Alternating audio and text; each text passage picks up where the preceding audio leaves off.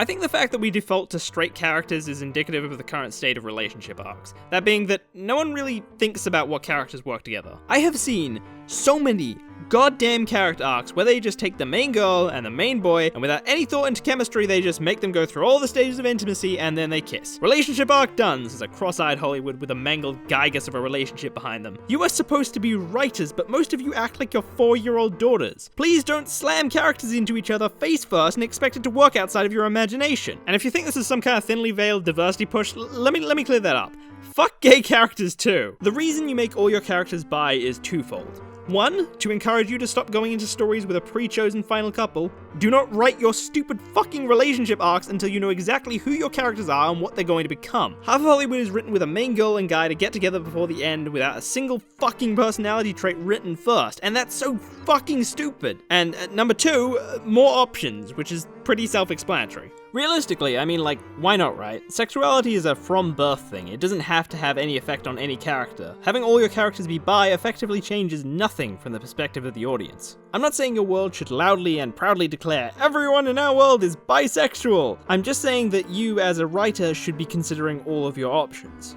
Changing all your characters to be bi shouldn't even be visible unless you coincidentally end up with far more gay relationships than straight, in which case the only issue is realism, but we work in a medium where we're not pinned down by an exact sense of realism, a medium where we can literally change anything about the current world if we so want to. If you want to change how many people in your world are sexually open, no one will question it. Most people won't even notice it anyway because around half of your characters is still going to end up in straight relationships. The only exception I can see is that if you specifically want to use an element of being straight or gay for your story.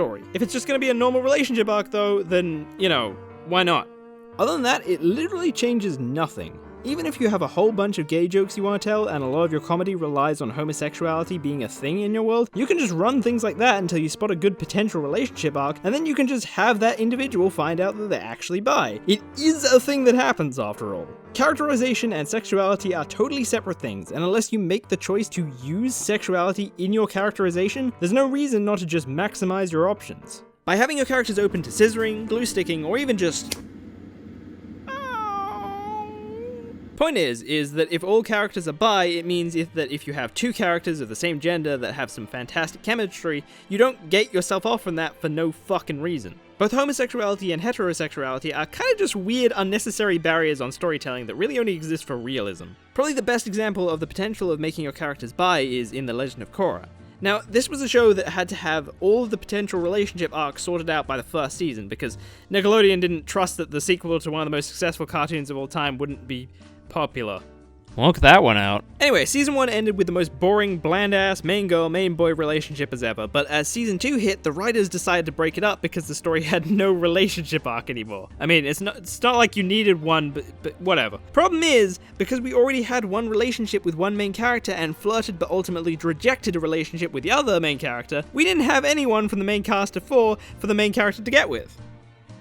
The main cast of 4.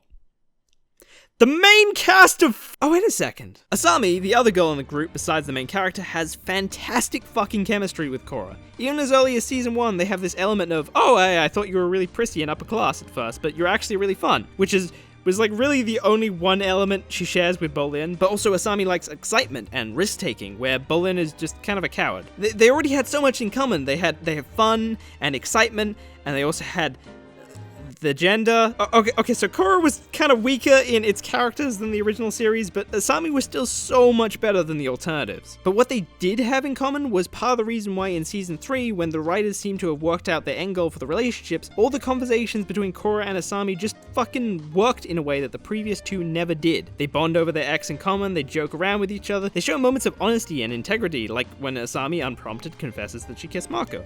This is fantastic groundwork for a relationship, and there's a sense that this is healthy and fun to be in. It's not just plain fun like with Bolin or plain nothing with Mako. I want to have what these 2 have. Breasts! A genuine sense of caring for one another, I'm sorry.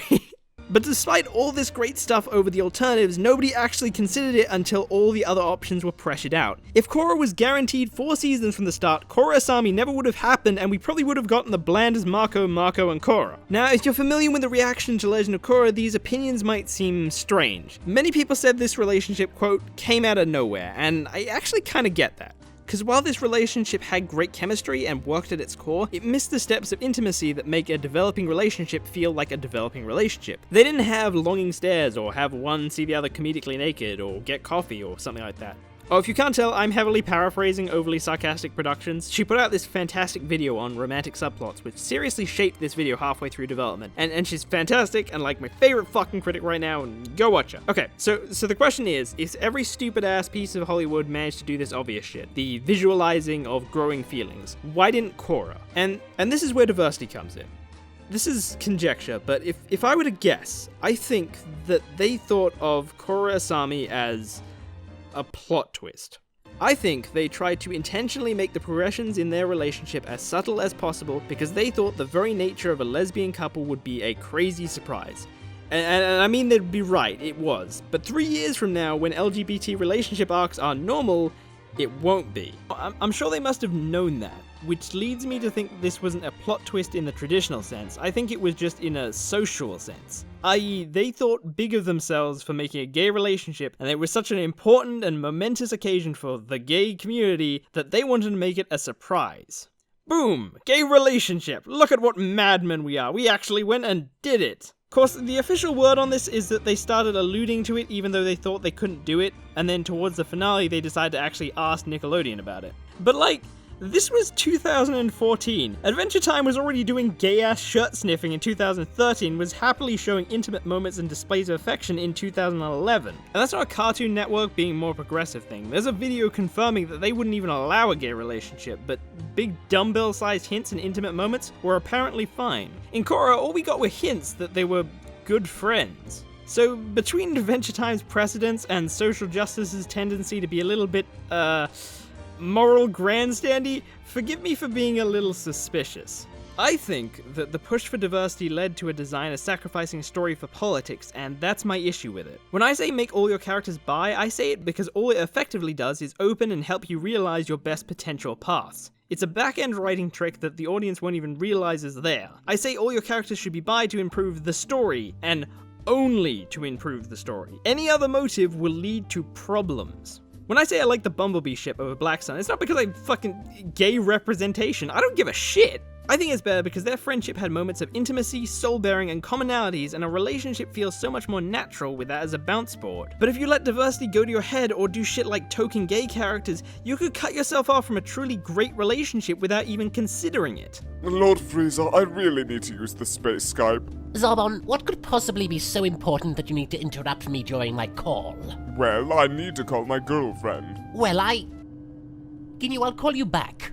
Diversity isn't inherently bad. Sometimes it's harmless, and hell, sometimes it can even lead to good things. I actually really like the variations in body types. There's a flair of relative originality to IPs with characters who don't look the same. But you run into potential problems doing this. Fat characters, for instance, are a trip mine of poor aesthetic design. Some characters actually pull it off, though. Wait, is Mei fat or just thick? I don't know. Is thickness just well-proportioned fat? What? Probably a better example is Deku's mum from Hero Academia. It looks kinda cute, so it's possible. You just have to take it into the design and take out the double chin. Wait, is that inherent? Artist challenge, make a double chin look good. # double chin challenge. I get that there's this argument that inclusivity makes the story better for those who it applies to, and while I think that plays on insecurities, I don't think that there's anything harmful about making a select group of people happy. However, if your story suffers indirectly because you try to force diversity, it's not going to just affect the majority, it's gonna affect that group too. They might like it more in general because it had a gay relationship, but they're still going to like it less than a genuinely good gay relationship arc. And they're only gonna like it about as much as a genuinely good straight relationship. And now I'm gonna randomly spoil the end of Naruto and Evangelion, so you have been warned.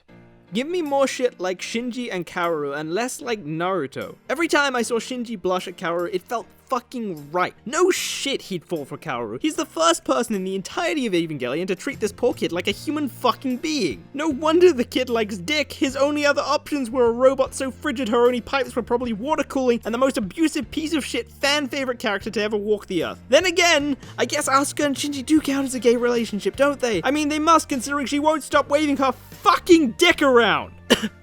Fuck your best girl bullshit. The only reason best girl even got its own category is so that Kaoru could stop dominating these sluts with his 20-foot angel dick! And fuck Naruto, man, I'll fucking say it. Naruto and Sasuke was way better as a potential relationship than anything we got. At least they had mutual respect, understanding, intimate moments, and, you know, fucking dialogue! Look how much is gained from leaving your options open. Look how much is lost from locking your couples in from day fucking one. In conclusion, fuck the traditionalism that forces straight characters, but also fuck the agenda that forces gay characters. Making all your characters bi is the only logical choice, and it's not for diversity. I mean, I don't know, man. Fuck, art is art. If you want to hard target a specific group out of literal thousands, then that's your prerogative. But I'm a designer. There's only one group that I really care about. The human group. You can't forget love and pride. Because of that, it's killing me inside.